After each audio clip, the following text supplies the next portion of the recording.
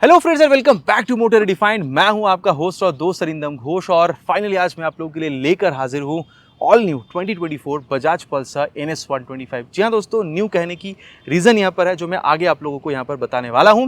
बाकी title thumbnail से आप लोगों ने यहाँ पर समझ लिया है। वीडियो के दौरान मैं आप लोगों के साथ इस बाइक की डिटेल राइड रिव्यू शेयर करूँगा और सिर्फ राइड रिव्यू मतलब राइड एक्सपीरियंस ही नहीं, यहाँ पर क्या चेंज हुई है, प्राइस आपको कितनी पे करनी होगी, चेंज की वजह से यहाँ पर राइड, यहाँ पर हैंडलिंग में क्या यहाँ पर फर्क पड़ रही है, सब कुछ मैं आप लोगों को इन डिटेल बताऊंगा सो दैट वीडियो के एंड तक एक आइडिया आप लोगों को क्लियर मिल जाए कि 125 सीसी में आप लोग अगर इस बाइक को खरीदने का प्लान बना रहे थे तो कितनी सही होगी ये बाइक आप लोग के लिए खरीदने। इनफैक्ट अगर आप लोग इसको कंपटीशन के साथ भी कंपेयर कर रहे हैं तो भी ये बाइक कितनी खरी उतरती है इसको खरीदने के लिए। और दोस्तों आगे बढ़ने से पहले very special thanks to Rolta Bajaj बागुएटी फॉर प्रोवाइडिंग मेरी इस बाइक ताकि मैं आप लोगों तक ये रिव्यू पहुंचा सकूं। वेस्ट बंगाल के हावड़ा हुगली कोलकाता में अगर आप रहते हैं, कोई भी आप यहां पर बजाज की प्रोडक्ट खरीदना चाहते हैं, शोरूम को कॉन्टैक्ट बिल्कुल कर सकते हैं। डिटेल्स ऑलरेडी आप लोगों ने अपने स्क्रीन पर देख लिया। तो चलिए दोस्तों स्टार्ट करते हैं। दोस्तों वॉक अराउंड से स्टार्ट करते हैं। सबसे पहले की आप लोग देख लीजिए, जैसे पहले आप लोगों को पल्सर की नॉर्मल की मिलती थी, अभी भी आप लोगों को सेम मिल रहा है। तो चेंज कहाँ हुआ है? चेंज हुआ है दोस्तों, सबसे बड़ा जो चेंज आपको दिखेगा, पहला चेंज अगर मैं आप लोगों को बताऊं तो वो है टायर में, जो कि विजिबल चेंज है। फ्रंट से यहाँ पर शुरू करते हैं। पहले आप लोगों को 80/100 सेक्शन की जो टायर है ये आप लोगों को मिलती थी और अभी आप लोगों को अगर मैं यहाँ पर अगर आप लोगों को पर्टिकुलरली बताऊं तो 90/90 सेक्शन की tyre with 17 inches of alloy wheel. बाकी एलॉय व्हील में कुछ डिफरेंस आपको समझ में आ रहा है? पहली वाली जो एलॉय व्हील है दोस्तों वो आप लोगों को डिफरेंट मिलती थी और अभी आप लोगों को यहाँ पर जो एलॉय व्हील है ये डिफरेंट मिल रही है। बाकी आप कह सकते हैं कि N150 में जो एलॉय व्हील मिलती है ना, कुछ सिमिलर टाइप की एलॉय व्हील आप लोगों को यहाँ पर देखने में मिल रही है। तो ये आप लोगों को सेकंड चेंज मिलेगा। बाकी यही दो चेंज दोस्तों आप लोगों को रियर जो टायर है इसे भी देखने में मिल जाएगी। पहले आप लोगों को करीबन 100 mm की टायर देखने में मिलती थी और अभी अगर आप लोग देख रहे हैं तो यहाँ पर आप लोगों को 120/80 सेक्शन की tyre with 17 inches of alloy wheel. सामने की तरह रियर में भी जो एलॉय व्हील है उसको चेंज कर दिया गया है, similar to N150 alloy wheel जो वो आप लोग को अभी यहाँ पर मिल रही है। देन एक और चीज़ जो मैं आप लोगों को यहाँ पर बताना चाहूँगा दोस्तों, जो चेंज हुई है, देखिए आई एम नॉट वेरी श्योर, लेकिन मैंने यहाँ पर मेजर जो करके समझा है, मुझे यहाँ पर ये ऐसा फील हो रहा है क्योंकि ये वेबसाइट पे यहाँ पर अपडेटेड तो नहीं, इसलिए मैं आप लोगों को गारंटी नहीं बता पा रहा हूँ। लेकिन पहले आप लोगों को 240 mm की जो पेटल डिस्क है वो मिलती थी। पहली बात तो ये कि पेटल जो डिज़ाइन है वो यहाँ पर हट गई है। बाकी पहले का डिज़ाइन जो वो आप लोगों ने भी स्क्रीन पर देख लिया है और अभी यहाँ पर आप देख सकते हैं नॉर्मल जो डिस्क है वो आप लोगों को मिल रहा है विद कैलिपर। और मुझे लग रहा है कि ये 240 नहीं है, ये आप लोगों को बढ़ा के दी गई है 260 mm की। मतलब चाहे टायर हो या फिर ये मतलब आप कह लीजिए एलॉय हो या फिर यहाँ पर ब्रेकिंग, मेरे हिसाब से N150 को यहाँ पर रिप्लिकेट करने की कोशिश की गई है। बाकी कितना अच्छा है नहीं है फीडबैक आगे चेक करेंगे, लेकिन आप लोगों का क्या राय है नीचे कमेंट पे लिख कर बताना प्लीज़ नहीं भूलिएगा। साथ ही दोस्तों यहाँ पर सस्पेंशन जैसे पहले आप लोगों को 31 mm की टेलीस्कोपिक मिल रही थी, अभी भी वही है विद दिस रिफ्लेक्टर। बाकी यहाँ पर अगर डिस्क है तो यहाँ पर कैलिपर तो बनता है, लेकिन अगेन मैं कहूँगा नॉट वेरी श्योर, लेकिन मैंने जो यहाँ पर मतलब चेक करके देखा है वो मैं आप लोगों को यहाँ पर बता दिया है मैंने कि 260 mm की ये हो सकती है। बाकी जैसे ही यहाँ पर अपडेट होती है वेबसाइट पर मैं आप लोगों को पिन कमेंट में इसकी जो एग्जैक्ट डायमेंशन है वो मैं लिख दूंगा। पहले से अभी आप लोग यहाँ पर करीबन आप कह सकते हैं 1000 रुपये तक ज़्यादा पे कर रहे हैं। अगर मैं आप लोगों को कोलकाता की यहाँ पर अप्रॉक्सीमेट ऑन रोड प्राइस बताऊँ तो आप लोग 1,33,600 तक आप लोग यहाँ पर ऑन रोड पे कर रहे हैं। बाकी देखिए ये जो प्राइस मैंने आपको बताई ये अकॉर्डिंग टू वेस्ट बंगाल है एंड मतलब स्पेशली कोलकाता की बात करो, आपके एरिया में डिफरेंट हो सकती है depending upon insurance and RTO charges. तो अगर आपको आपके एरिया की प्राइस जाननी है नीचे कमेंट में लिखकर प्लीज़ बताइएगा, मैं कोशिश करूँगा आपको यहाँ पर प्राइस के साथ रिप्लाई करने की। बाकी अगर यहाँ पर फ्रंट में देख रहे हैं दोस्तों तो आप लोग यहाँ पर ऑल LED हेडलैम्प का जो सेटअप है ये आप लोगों को मिल रहा है, लेकिन आप इसको ऑपरेट तब तक नहीं कर पा रहे जब तक आप इसकी यहाँ पर मतलब इग्निशन को ऑन नहीं कर रहे। और हाई बीम लो बीम पास लाइट के लिए स्विच आप लोग को अलग से मिल रही है, high beam low beam and then pass light कुछ इस तरीके से आप लोग यहाँ पर ऑपरेट कर पाएंगे। और साथ ही अगर आप लोग यहाँ पर इसकी टर्न सिग्नल देख रहे हैं तो फ्लेक्सिबल वाली आप लोगों को यहाँ पर ये बल्ब की मिल रही है जैसे पहले आप लोगों को मिला करती थी। अब इसको हम लोग यहाँ पर करते हैं बंद। और अब दोस्तों यहाँ पर इसकी जो इंजन है इसके बारे में बात करते हैं, क्योंकि यहाँ पर देखिए कोई चेंज वैसी हुई नहीं है। पहले भी आप लोगों को किक स्टार्ट मिल रहा था, अभी भी आप लोगों को मिल रहा है। 124.45 CC single cylinder 4 valve air cool fully injected engine आपको मिलेगा। जी हाँ दोस्तों, मतलब 4 वाल्व इंजन है, ठीक है। एंड देन पावर बिल्कुल ही सेम है, 12 PS की मैक्स पावर, 11 न्यूटन मीटर तक की मैक्स टॉर्क आप लोगों को मिल जाएगी। और इंजन काउल जैसे पहले आप लोगों को मिल रहा था वही है। पैकेजिंग काफ़ी सही है लेकिन सामने से ये गार्ड नहीं करती है, ठीक है। एंड देन अगर आप लोग देख रहे हैं तो ये जो फुटरेस्ट है या फिर यहाँ पर जो ब्रेक लीवर की क्वालिटी है पहले जैसे मिल रहा था सेम अभी भी मिल रहा है। और एक बार दोबारा मैं आप लोगों को यहाँ पर इसकी जो इग्निशन इसको ऑन करके बताऊँ ताकि यहाँ पर ये जो अंडरव्हील एग्जॉस्ट आप देख पा रहे हैं उसकी साउंड मैं आप लोगों को सुना सकूँ।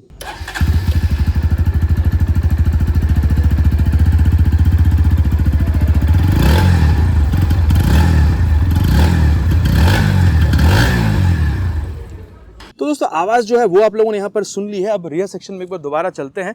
जैसे पहले आप लोगों को ये टेल लैंप मिल रहा था, कुछ सेम टेल लैंप अभी भी आप लोगों को मिलेगा। फ्रंट की तरह रियर में भी सेम फ्लेक्सिबली जो बल्ब टर्न इंडिकेटर्स है ये मिल रहा है। एंड देन एनएस की ये जो सिग्नेचर टेल टाइडी है, यहाँ पर ये मेटल वाली ये आपको मिलेगी, नंबर प्लेट लगाने की जगह रिफ्लेक्टर, और ऊपर यहाँ पर एक लाइट भी जलती हुई मिलेगी अगर इसकी इग्निशन ऑन है तो। बाकी कीचड़ से बचाने के लिए काफ़ी तगड़ी वाली जो टायर हगर है वो आप लोग देख पा रहे हैं। यहाँ पर टायर चेंज हुई है, 120 mm की आ रही है, वो मैंने आपको ऑलरेडी बताई है। साथ ही यहाँ पर आप लोग को 130 mm की जो ड्रम ब्रेक है, एंड यहाँ पर ये जो एडजस्टेबल मोनोशॉक सस्पेंशन है ये आप लोगों को पहले की तरह अभी भी देखने में मिल रही है।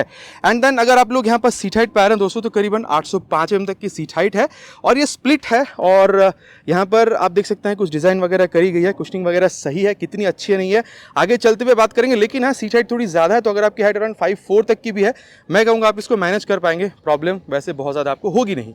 एंड देन अगर आप लोग इसकी ये टैंक देख रहे हैं 12 लीटर की है, बाकी ये आपको फाइबर की मिल रही है। अंदर एक्चुअल टैंक जो है वो आपको मेटल की मिलेगी, लेकिन ये E20 इंजन है, तो आप इस इंजन को फ्लेक्स व्हील से भी आराम से रन करा पाएंगे, प्रॉब्लम आपको नहीं होगी। एंड देन माइलेज की जहाँ तक बात है दोस्तों, आप लोग 50 से 55 के बीच में भी एक्सपेक्ट कर सकते हैं। ऊपर नीचे अगर आपको मिला है तो प्लीज़ नीचे कमेंट पर लिखकर बताइएगा। अब पहले आप लोगों को करीबन 179 mm तक की ग्राउंड क्लियरेंस मिल रही थी, अभी अगर देखा जाए तो मैनुअल बुक के हिसाब से 178 mm की यहाँ पर आप लोगों को जो ग्राउंड क्लियरेंस है वो देखने में आप लोगों को मिल रही है। तो इसमें बहुत ज़्यादा कोई चेंज हुई नहीं है। इनफैक्ट ये भी अगर देखा जाए तो वेट जो है ना, उसको भी कंपनी ने यहाँ पर मतलब ना बढ़ाया है ना घटाया है। मतलब यहाँ पर टायर इंक्रीज हुई है, फिर भी 144 पहले थी, अभी भी आपको 144 ही मिले। And if I am not wrong, यहाँ पर ये जो व्हील चेंज किया गया ना, अलॉय व्हील, पहले के मुकाबले ये अलॉय व्हील शायद थोड़ी हल्की है, इसलिए यहाँ पर वेट रिडक्शन हुआ है। बाकी आप लोगों का मतलब वेट सेम रखा जा सका है। बाकी आप लोगों का क्या रहा है वो आप लोग नीचे कमेंट पे लिखकर बताइएगा। अब एक बार मैं आप लोगों को यहाँ पर इसकी जो मतलब यहाँ पर आप कह सकते हैं जो हैंडल बार उसके बारे में बता दूं। क्लिप ऑन है भाई, जैसे पहले आप लोगों को मिल रहा था, कोई चेंज इसमें है नहीं वैसे। और आप देख सकते हैं यहाँ पर high beam low beam pass का स्विच मिल रहा है। And then all digital meter console, Bluetooth console, उसको टॉगल करने के लिए एम का बटन, एंड देन मोड और सेट का भी बटन आप लोग को यहाँ पर मिलेगा। और यहाँ पर ये टर्न सिग्नल के लिए हॉर्न ठीक है, बहुत ज़्यादा लाउड ऐसा नहीं कहूँगा। एंड देन ये इंजन किल स्विच है, और नीचे इंजन ऑन करने का स्विच। बाकी एग्जॉस्ट साउंड मैंने आपको ऑलरेडी सुना दिया है। एक और चीज़ दोस्तों, यहाँ पर नई जितनी भी ब्लूटूथ कंसोल आई है सब में आप लोगों को ये जो मोबाइल चार्जिंग पोर्ट है ये आपको देखने में मिल ही रहा है। एंड देन यहाँ पर अगर मैं आप लोगों को मीटर कंसोल के बारे में बताऊँ तो एक बार इसको पूरा ऑन करूँ तो आप देख सकते हैं पूरा एक बार यहाँ पर स्वाइप भरती है। यहाँ पर आप लोगों को जो टैकोमीटर है, time, gear position sensor, speedometer, ये सारी चीज़ें आप लोगों को यहाँ पर बिल्कुल देखने में मिल रही है। देन ओडोमीटर, ट्रिप पे, instantaneous fuel economy, distance to empty, average fuel economy for trip A, trip B, ये सारी चीज़ें आप लोग को मिल जाएगी। बाकी वार्निंग में जाएंगे तो फ्यूल भराने को कहेगी, और सेटिंग में जाएगा तो क्लॉक वगैरह जो चीज़ें हैं वो आप लोग यहाँ पर सेट कर सकते हैं। बाकी ये ब्लूटूथ कंसोल है दोस्तों, तो यहाँ पर अगर आप लोग बजाज की राइड कनेक्ट ऐप को यहाँ पर अगर आप लोग इंस्टॉल करके मोबाइल में थ्रू ब्लूटूथ जोड़ते हैं, टर्न बटन नेविगेशन तो डायरेक्ट इस्तेमाल नहीं कर पाएंगे, लेकिन कॉल, SMS अलर्ट वगैरह आप लोग यहाँ पर बखूबी इस्तेमाल कर सकते हैं। तो बाइक के बारे में मैंने आप लोगों को यहाँ पर बता दिया, साथ ही मिरर कैसा काम कर रही है नहीं कर रही है। चलिए आगे चलते हैं राइट पर, एंड देन देखते हैं। बात हो चुकी है मोटा मोटा क्या चेंज हुआ है, प्राइस में क्या यहाँ पर डिफरेंस है, और अब राइट पर चलते हैं, देन देखते हैं कि ये जो टायर चेंज हुई है, ब्रेक में हल्का फुल्का चेंज समझ में आ रहा है, इससे राइड डायनेमिक्स में क्या फर्क पड़ता है। दोस्तों अब राइड रिव्यू के यहाँ पर करते हैं शुरुआत। सबसे पहले तो सीट के बारे में बात होगी। अब देखिए स्पेशियस सीट तो है ही, पकड़ के पीछे बैठने के लिए यहाँ पर ग्रैब हैंडल जो है वो भी यहाँ पर पिलियन को बिल्कुल मिलेगा। और यहाँ पर आप लोगों को 805 mm की सीट हाइट जो है वो आप लोगों को करीबन देखने में मिलती है। देखिए सीट इज़ कंफर्टेबल, सॉफ्ट नहीं है, हार्ड नहीं है, लेकिन स्पेशियस ज़रूर है, और आपको हल्का सा सामने की तरफ झुकना हो रहा है, बहुत ज़्यादा झुकने की यहाँ पर ज़रूरत नहीं पड़ रही है। और चलिए अब यहाँ पर स्टार्ट करते हैं। First gear, second gear, third gear. अब देखिए दोस्तों बात वही है कि वेट में यहाँ पर कोई चेंज तो हुआ नहीं है, तो एज सच यहाँ पर आप कह सकते हैं कि मतलब परफॉर्मेंस में बहुत ज़्यादा कोई जो डिफरेंस है वो आप लोगों को यहाँ पर डेफिनेटली समझ में नहीं आने वाली है। एंड देखिए रियर फिटेड फुटपैक आप लोगों को मिल रहा है, बहुत हल्का सा ही आप झुक रहे हैं, तो एक वो स्पोर्टी फील जो है वो तो आप लोगों को यहाँ पर डेफिनेटली मिलेगी। एंड यहाँ पर अगर आप लोग क्लच देखते हैं, is on the mid side, ना बहुत ज़्यादा सॉफ्ट ना बहुत ज़्यादा हार्ड।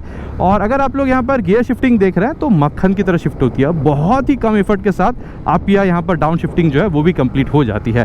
और अभी दोस्तों यहाँ पर टाइम वेस्ट ना करते हुए चलिए इसकी जो एक्सेलरेशन टेस्ट है वो सबसे पहले पूरा कर लेते हैं। स्टार्ट करते हैं दोस्तों। फर्स्ट गियर पे रख दिया है 3 हॉर्न के साथ, 0 to 60 80 तक मैक्स भगाने की कोशिश करेंगे।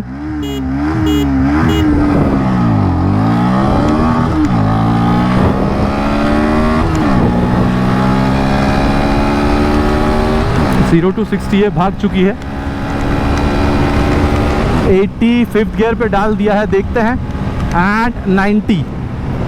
देखिए मैं इतना कहूँगा 90 तक भी मैंने अभी इसको यहाँ पर भगाया था। देखिए केपेबल है ये 100 तक भी जाने की, इससे ऊपर भी जा सकती है, लेकिन मैं कहूँगा देखिए 90 तक भी गाड़ी बहुत ज़्यादा जो है वो स्ट्रेस फील नहीं करती है। मतलब आप कह सकते हैं कि अगर आप लोग 100 तक भी देख रहे हैं तो भी आप कंफर्टेबल क्रूजिंग स्पीड मानकर चल सकते हैं। एंड देन अगर स्टेबिलिटी की बात की जाए, देखिए मैं आप लोगों से इतना कह सकता हूँ कि ऐसा नहीं है कि बहुत ज़्यादा कोई स्टेबिलिटी में आप लोगों को अंतर फील होगी इसकी पुरानी वाली वर्जन से अभी वाली वर्जन में, लेकिन डेफिनेटली अगर आप लोग कॉर्नर कर रहे हैं या फिर टॉप स्पीड में जा रहे हैं या फिर फट से ब्रेक की मतलब हाई स्पीड्स पर फट से आप लोगों ने अगर ब्रेक इस्तेमाल कर लिया, उस टाइम पे वो जो स्टेबिलिटी की ज़रूरत पड़ती है ना, तब आप लोगों को डेफिनेटली यहाँ पर ये जो टायर साइज़ इंक्रीज़ कराया गया इसकी वजह से वो आप लोगों को एक यहाँ पर फ़र्क बिल्कुल महसूस होगा। लेकिन नॉर्मल राइडिंग पे अगर आप लोग देख रहे हैं तो बहुत ज़्यादा कोई फ़र्क आपको महसूस नहीं होगी। इनफैक्ट अगर आप लोग देख रहे हैं तो ये देखिए हल्की सी जगह पे अगर आप लोग उसको मोड़ना चाह रहे हैं वो भी आप मोड़ सकते हैं। और कॉर्नरिंग में दोस्तों मज़ा तो आप लोगों को मतलब आने ही वाला है, क्योंकि पेरीमीटर फ्रेम आप लोगों को मिल गया और अभी तो टायर्स जो है वो भी आपको चौड़ी मिल रही है। मतलब 150 सीसी में जो टायर है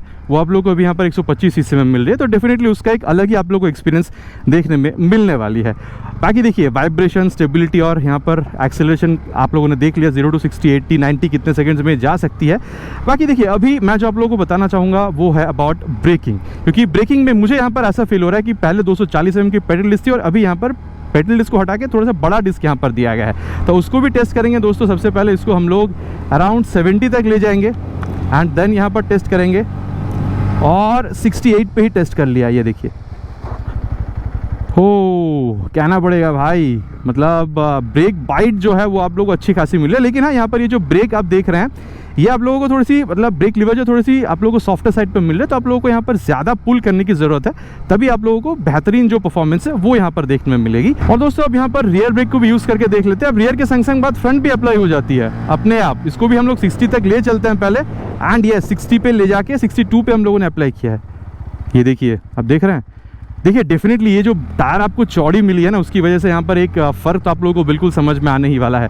आप लोगों को ज़्यादा कॉन्फिडेंस यहाँ पर दोस्तों डेफिनेटली मिल रहा है एटलीस्ट ब्रेकिंग के टाइम पे। अब हाँ रियर के संग संग बात फ्रंट अपने आप अप्लाई हो जाती है, लेकिन हम इसको खुद से भी अप्लाई करके देखेंगे। रियर के संग संग बात फ्रंट को अप्लाई करेंगे, ठीक है। और ये देखिए 60 पे रियर विथ फ्रंट ब्रेक। मैं कहूँगा दोस्तों मतलब आप लोगों को यहाँ पर स्टेबिलिटी में बहुत ज़्यादा फ़र्क समझ में आए ना आए, लेकिन ब्रेकिंग में अगर आप लोग देख रहे हैं तो आप लोगों को डेफिनेटली थोड़ी बेहतर यहाँ पर जो परफॉर्मेंस है वो बिल्कुल देखने में मिल रही है। तो बात दोस्तों अभी यहाँ पर करते हैं अबाउट सस्पेंशन। ब्रेकिंग के बाद देखिए सस्पेंशन मैं आप लोगों को इतना कह सकता हूँ कि चाहे फ्रंट हो चाहे रियर हो दोनों को ही मिड साइड पर रखा गया है। बाकी मैंने आपको पहले ही बताया छोटी सी जगह पे आप मोड़ पा रहे हैं, अगर आप लोग कॉर्नरिंग देख रहे हैं वहाँ पर भी आप लोगों को मज़ा आ रहा है। एंड देन अगर आप लोग उबड़ खबड़ रास्तों पर देख रहे हैं तो वो भी काफ़ी हद तक ये जो सस्पेंशन है वो बिल्कुल एब्जॉर्ब करती है और हाई स्पीड पर जाने पर स्टेबिलिटी भी आप लोग लूज़ नहीं कर रहे हैं। तो ओवरऑल आप लोग ये समझ के चल सकते हैं दोस्तों कि सस्पेंशन जो है, क्योंकि देखिए 125 सीसी की बाइक है, आप लोग इसको कहीं ना कहीं डेली राइड्स के लिए बिल्कुल ज़्यादा से ज़्यादा इस्तेमाल करने वाले हैं, तो इन दैट कंडीशंस आप लोगों को यहाँ पर ये बाइक जो है बिल्कुल हेल्प करने वाली है, इसमें आप लोगों को प्रॉब्लम होगी नहीं। और एक बात है, अगर आप लोग ओवरऑल हैंडलिंग देखते हैं ये जब आप कर रहे हैं ना तो देखिए वेट में कोई फ़र्क तो यहाँ पर वैसे आया नहीं है। 144 किलोग्राम की वेट पहले भी थी अभी भी थी, और ये जब आप कर रहे हैं तो भी आप बाइक में से कंट्रोल लूज़ नहीं कर रहे हैं। एंड रियर व्यू मिरर जो है वो भी काफ़ी अच्छा खासा रियर व्यू आप लोगों को निकाल कर दे रही है, तो उसमें भी कोई प्रॉब्लम ऐसा आपको फील नहीं होगी। हाँ ब्लूटूथ है, आप लोगों को यहाँ पर कॉल SMS अलर्ट ये सारी चीज़ें दिख रही है। स्पेशियस सीट है एंड पिलियन के लिए भी काफ़ी अच्छा खासा स्पेस आप लोगों को यहाँ पर मिल जाएगा। और बात यह है ना कि वेट जो है जब आप चला रहे हैं, एक बात तो यह है कि वेट की वजह से स्टेबिलिटी आपको अलग मिलती है, और चलाते वक्त भी बहुत ज़्यादा यहाँ पर कोई मतलब आप कह सकते हैं कि जो वेट की वजह से तकलीफ हो रही है चलाने में वो वेट फील हो रहा है, ऐसा भी नहीं है। इनफैक्ट देखा जाए दोस्तों तो वेट की वजह से इनिशियल रिस्पॉन्स जो इंजन में से आप लोगों को थोड़ी सी कम भले ही मिले, लेकिन मिड रेंज या फिर टॉप एंड अगर आप लोग देखते हैं तो वो रिस्पॉन्स जो है ये बाइक आप लोगों को काफ़ी बेहतरीन निकाल कर देती है। देखिए आप लोग अगर 125 सीसी के इस बाइक को डेली राइड्स के लिए यूज़ करना चाहते हैं, सिटी कम्यूटिंग के लिए बहुत बढ़िया। इनफैक्ट छोटा मोटा अगर आप लोग हाईवेज़ पर भी लॉन्ग राइड के लिए जाना चाहते हैं वो भी आप लोग प्लान कर सकते हैं, लेकिन सिटी राइड डेली कम्यूट के लिए आप इसको ज़्यादा इस्तेमाल करें तो बेहतर है। मैं इतना कह सकता हूँ कि यहाँ पर ये जो टायर अपग्रेड हुई है इसके बाद डेफिनेटली स्टेबिलिटी में आप लोगों को थोड़ा सा फर्क तो समझ में आएगा, जो कि यहाँ पर बेहतरीन हुई है। अगर मैं आप लोगों को ब्रेकिंग भी बताऊँ, which I am not very sure कि सामने में चेंज हुई है या नहीं, लेकिन मुझे यहाँ पर ब्रेक जो है उसमें ज़्यादा यहाँ पर कॉन्फिडेंस समझ में आया है। दोस्तों यहाँ पर इस बाइक के बारे में बात हो चुकी है। ओके चलिए अब कंक्लूजन पे चलते हैं, देन देखते हैं, एक डिसीजन बनाते हैं कि ये बाइक खरीदना 125 सीसी सेगमेंट में कितना बेहतरीन हो सकता है। और दोस्तों अब सत्यवचन की घड़ी कंक्लूजन का समय कि ये बाइक खरीदना आप लोगों के लिए कितना सही हो सकता है। बाकी आप लोग देख सकते हैं सर्दियों का मौसम आने वाला है, सूरज की रोशनी डाउन हो चुकी है, करीबन अभी 5:30 बज रहे हैं और अभी ये हालत है। बाकी देखिए let's get back to the point. मैं आप लोगों से यहाँ पर इतना कह सकता हूँ कि अगर यहाँ पर टायर की वजह से स्टेबिलिटी में या फिर आप कह सकते हैं कि या राइड हैंडलिंग में कोई चेंज आई है, मैं डेफिनेटली कहूंगा कि यहाँ पर राइड हैंडलिंग में चेंज आई है और स्टेबिलिटी कहीं ना कहीं टॉप स्पीड पे या फिर जब आप ब्रेकिंग कर रहे हैं तो आप लोगों को यहाँ पर बेहतर समझ में आ रही है। और अब बात करते हैं कि bike over another 125 CC bikes खरीदना कितना सही हो सकता है। तो देखिए मैं इतना कहूंगा कि प्राइस आप लोग यहाँ पर 1,33,500 ज्यादा ही पे कर रहे हैं। मैं ड्यूक को यहाँ पर कंपैरिजन में नहीं ला रहा हूँ, अदर 125 सीसी बाइक्स की बात कर रहा हूँ। लेकिन मैं इतना कह सकता हूँ दोस्तों आप लोगों को कि हैंडलिंग जो है ना वो आप लोगों को यहाँ पर गजब की मिलेगी। देखिए यहाँ पर इनिशियल बहुत ज़्यादा बेहतर नहीं है, लेकिन मिड रेंज और टॉप एंड परफॉर्मेंस जो वो डेफिनेटली आप लोगों को यहाँ पर बेहतरीन मिलने वाला है। ब्रेकिंग में भी सुधार आई है। बाकी यहाँ पर एलईडी हेडलैम्प आपको मिल रहा है, स्पेशियस सीट आप लोगों को मिल रहा है और माइलेज अगर आप लोग देख रहे हैं वो भी आप लोगों को 45, 50, 55 तक भी मिलने के चांसेस है। तो इतना मैं आप लोगों से कह सकता हूँ दोस्तों, प्राइस जो आप लोग ज़्यादा पे कर रहे हैं, चीज़ भी आप लोगों को अच्छी मिले, लेकिन मेरे ख्याल से अगर सिर्फ ABS की यहाँ पर कंपनी ऑप्शन ला देती तो शायद ये और बेहतरीन हो सकती थी। अब दोस्तों मेरा यहाँ पर जो पर्सनल एक्सपीरियंस था, राइड एक्सपीरियंस, मैंने अपना जो ओपिनियन था आप लोगों के साथ शेयर कर दिया है। बाकी आप लोग क्या समझते हैं, ये बाइक अभी खरीदना आप लोगों को कितना सही लग रहा है, नीचे कमेंट पे लिखकर बताना प्लीज नहीं भूलेगा। आशा करता हूँ वीडियो आप लोगों को पसंद आई होगी। बहुत जल्द मिलेंगे इसी तरीके की एक नए वीडियो में एक नए बाइक स्कूटर के साथ। Till then ride safe and जय हिंद।